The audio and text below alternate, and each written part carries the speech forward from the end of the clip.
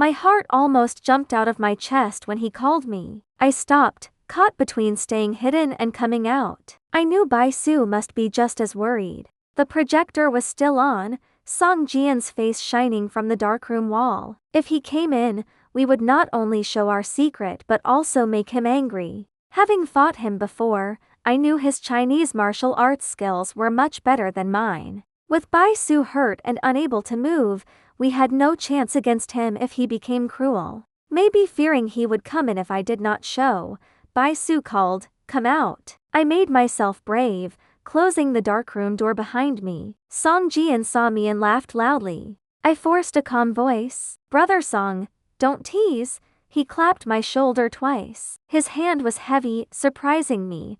"Brother Wei, you have not rested enough. Plenty of time ahead, go sleep." "No," I said quickly. "I have business with old man Bai." "Great," he replied. "Let's go together." I looked at Bai Su. She gave me a look, telling me to be careful. Song Jian and I left. At the door, he suddenly stopped, turning back. "Oh, almost forgot old man Bai sent me to grab something." "What is that?" Bai Su asked. "He said there is a small automatic camera in your room," Song Jian replied. "He needs it and told me to get it." I trusted Bai Su's quick thinking and calm nature were better than mine, but at that moment, I was stuck, only managing to look at her stiffly. Her face turned a little pale, but she recovered, saying, "Oh, yes, Dad has that camera here, but I lent it to a friend. It is not around." My heart beat fast. If Song Jian did not believe her lie, we were in trouble. His timing asking about the camera now felt too convenient to be a coincidence. I held my breath as he said, "All right, I will tell old man Bai." Bai Su asked strongly, "What does Dad need it for?" I would not have lent it out if I had known. Song Jian shrugged. "No idea. Brother Wei, let's go." I breathed out, following him out. I purposely walked slowly to close the door softly, looking at Bai Su again. We had gone 7 or 8 steps down the hallway when Song Jian suddenly hit my shoulder hard. The force made me jump. I moved fast, looking up to see his wide smile. My mind raced. What game was he playing? He saw I was worried and looked surprised. "Brother Wei, what is wrong?" "Nothing," I said, making myself steady. He smiled mysteriously. "I understand. You are confused because..." He paused for effect. "Brother Song, I am fine," I interrupted. He pointed at my face, and I moved back quickly, fearing he would hit a vital point. I stepped back, but he just laughed. "Worried old man Bai will not approve?" He hit his chest. "Relax, I will protect you." Relief came over me, but doubts filled my mind. His behavior was so convincing. If he was pretending, he deserved an award. But the camera's film showed his face clearly. I decided not to fight him until old man Bai saw the film, so I smiled. "Brother Song, I will need your help with that." He laughed softly and led the way. Soon, we reached old man Bai's study. Pushing the door open, Song Jian said, "Old man, Su said the camera has been borrowed." Bai's thick eyebrows went up fast. "Borrowed?" I quickly added. "She said a friend took it for a few days." Bai tapped the desk, then stood up fast. "How is her condition?" Song Jian smiled widely. 2 more days, and she will be well." When I got there, she and Brother Wei were being very close. Bai's face stayed serious, his eyebrows wrinkled in thought. After a moment, he said, "Both of you, stay here. Don't leave." "Where are you going, old man?" Song Jian asked. "To Su's room."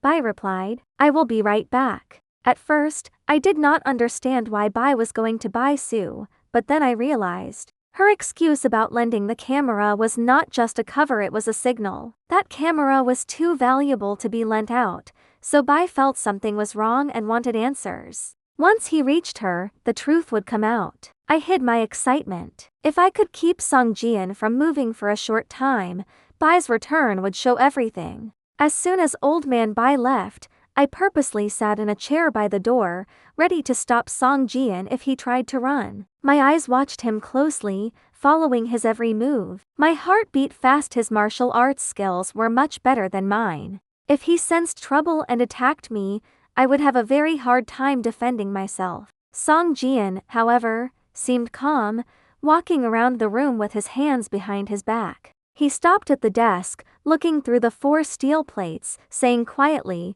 "Treasurer, you may have become confused in old age, but he was a genius. Not a single clue on these plates." I had to answer, continuing the act, agreeing with his words. The wait felt endless, even though it was only 7 or 8 minutes. My hands became sweaty. Finally, I heard Old Man Bai's heavy footsteps coming. He pushed the door open, looking at me first and nodding slightly. I knew he had learned the truth. Relief filled me. Song Jian's skills were no match for Bai's. Bai sat quietly, making a gesture. "Brother Song, sit. I have something to say." Song Jian, not knowing his betrayal was found out, sat casually. Bai looked at him for a moment. "Brother Song, our gangs have seen many talented people, but too often they are tricked by greed or power, ruining their good name. I hope you and I can avoid that fate." Song Jian's eyebrows moved. "Old man, I am sure we are better than that." Bai sighed. "Brother Song, your position in the 7 gangs and 18 societies is second only to mine. I have always respected you, hoping you would not throw it all away." I understood Bai's intention. He was giving Song Jian a chance to admit, trying to save him from shame. It was a kind gesture, but Song Jian's face became dark. He stopped, then said, "Old man, we are brothers in arms. I don't like unclear accusations. Say it clearly, don't talk around the point."